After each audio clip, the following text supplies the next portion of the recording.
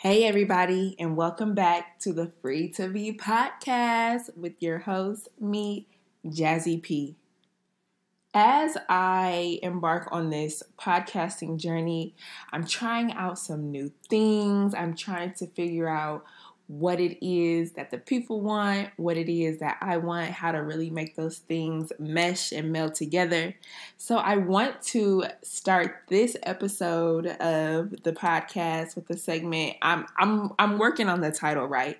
So something along the lines of "That's facts" or "I know that's right" or something like that, right? And basically, it's where we air our grievances or our pet peeves.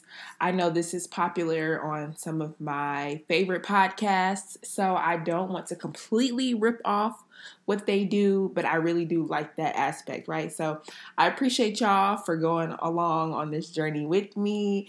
And let's jump right into a new segment I like to call I Know That's Right. Maybe not I Know That's Right, now that I'm saying it out loud. There is beauty in being able to make these in-the-moment changes.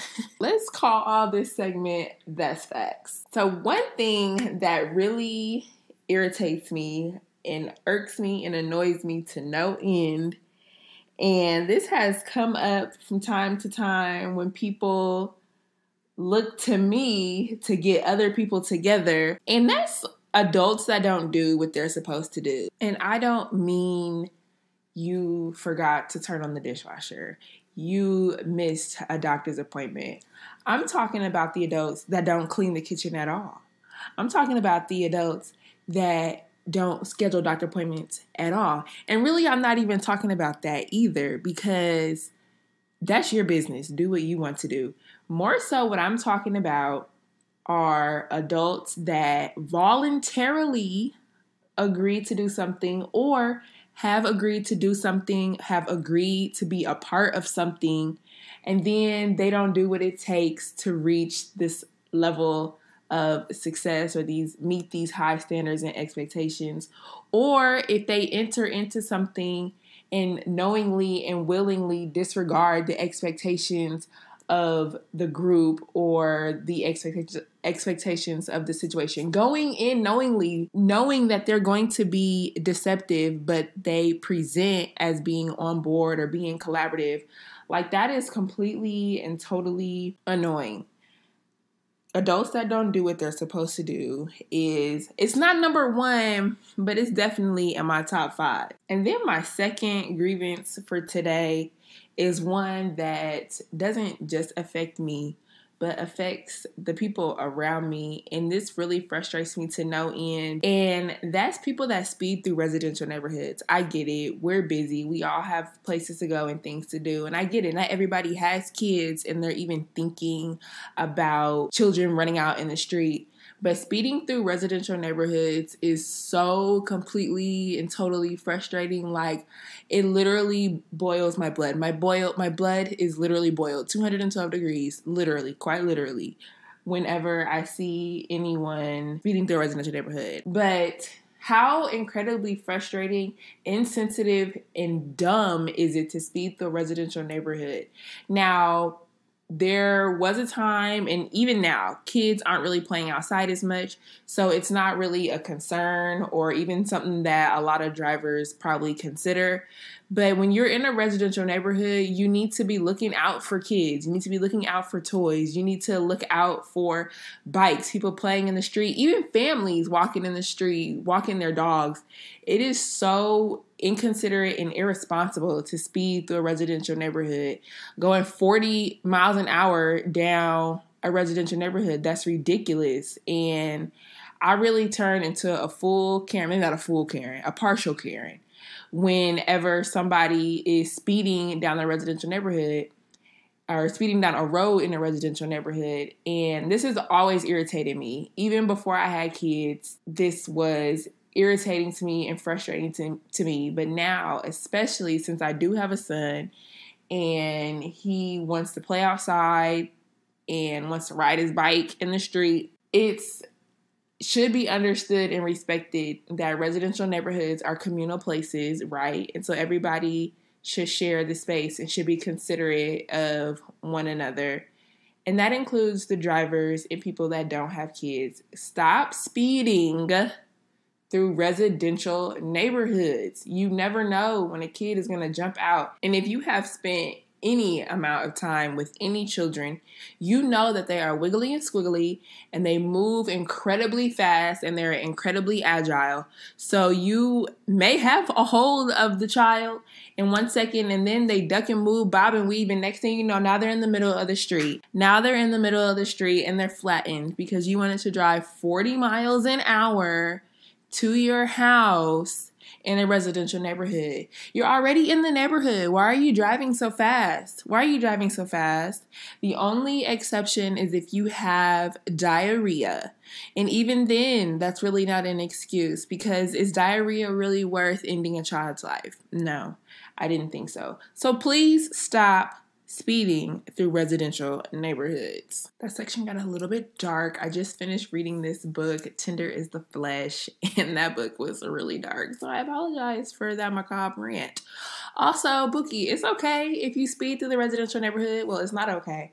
But this is a moment of self-reflection. Just go ahead and slow down, ease up on that gas pedal, and everybody will be happy. So what say y'all? What is irking you today, this week, this month, this year? Let me know. Am I tripping? Like, should people be speeding through residential neighborhoods? Should I not really care about what adults are doing if we are in a collaborative environment? I don't know. Let me know if I'm tripping. Really, what I want to talk about today is really just getting started, not worrying about things being perfect, and really flexing that consistency muscle.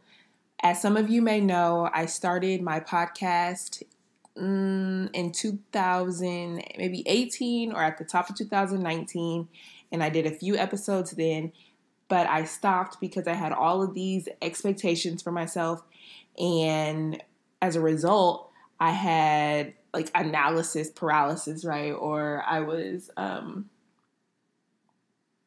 paralyzed by the need for things to be perfect and for things to look a certain way and to do a certain way. I didn't want to look like a rookie in the podcast game, even though I completely and totally was a rookie in the podcast game. And I didn't know if my voice had value because podcasts, even at that time, felt really oversaturated. What do I have to contribute? What value do I have to add? Because I don't want to do something just because it's being done, but I want to do something because I have a unique perspective or I have a value add, right? And I did not take all of that. I took all that into consideration, and because of that, I had kind of, like analysis paralysis, ended up not doing anything, didn't really create much content at all for about 2 years. And it really shook me maybe about 2 months ago now. And I was watching some of my favorite creators as I was working, and it just really, really hit me. In their episode, they were saying, oh yeah, we're going on our 3rd year podcasting. And I'm thinking, wow, I have been consuming their content twice a week I am consuming their content twice a week. It's been 3 years. And I have put out maybe an hour of content of my own in 3 years. Like, that's ridiculous. That's unacceptable. And I don't want to look back on another 3 years and be in the same exact spot that I'm in now. I've had development in other areas of my life, but I haven't had development in the areas in which I really want to see growth and progress and development. And if you join my Patreon, and I think I talked about this video in that first episode or another episode of this podcast, there is a video of me at 16, 17 years old, and I'm talking to the camera, and I am outlining what I want my life to look like. I'm like prophesying, and I listened to that video maybe a couple of weeks ago, and I'm like, oh wow, it was there. It was there the whole time. The vision, the desire, the goal, the plan. It wasn't entirely fleshed out because it was just a quick video. It was one of my first YouTube videos, and I lost track of that. I lost vision. I allowed myself to become distracted by other voices, by other opinions.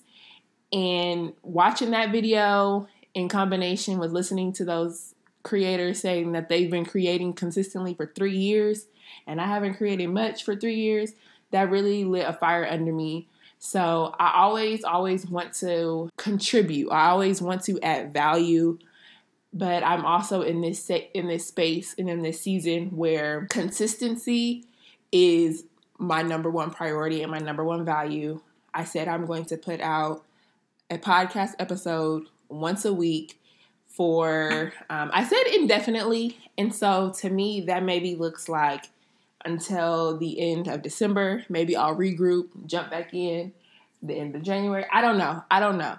But what I do know is that I want to be consistent, and I encourage whoever is listening to be consistent with whatever you're doing, as long as it's good and great and pleasing to the Lord, okay? Whatever you're doing, make it valuable, be consistent with it.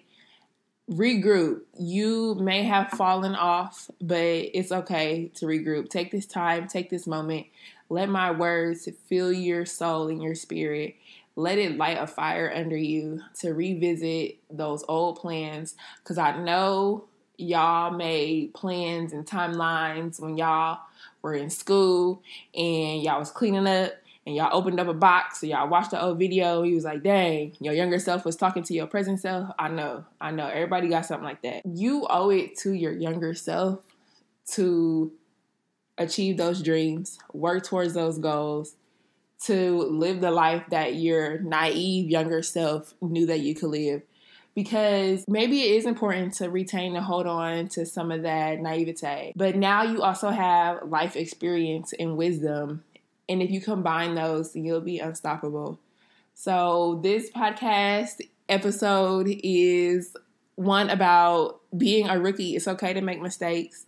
It's okay not to be perfect when you start. Your day one is not going to look like somebody's day 500, right? I've seen that a lot, and that makes total sense. Your consistency and your passion is what matters most. So this podcast episode is about being a rookie, about starting over, maybe even starting from scratch, but giving it your all, finding mentorship along the way, finding opportunities to grow along the way, and then to really fulfill those dreams that you've had all along.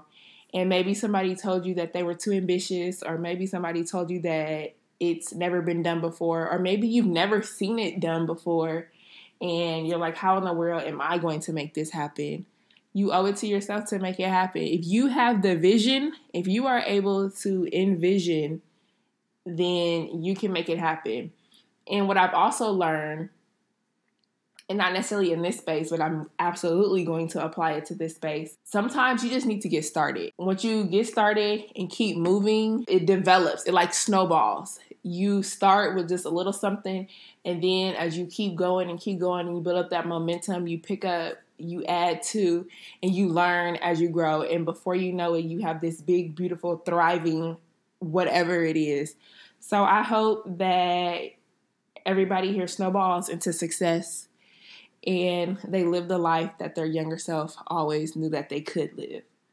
If you enjoyed this episode, please give it a thumbs up, rate it 5 stars if you feel so inclined. If you're listening on YouTube, please hit a subscribe and a like button. Share it with your friends.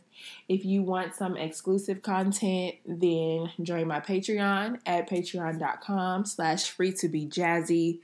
As the Patreon grows, I envision doing some movie nights, some watch nights, some documentary reviews, some behind the scenes content, some exclusive content. Apparently, I haven't seen enough Black movies to be considered Black, so I will be doing some watch nights over there with some Black hood classics, my favorite genre, by the way. I don't know what I'm doing, y'all, and I'm scared.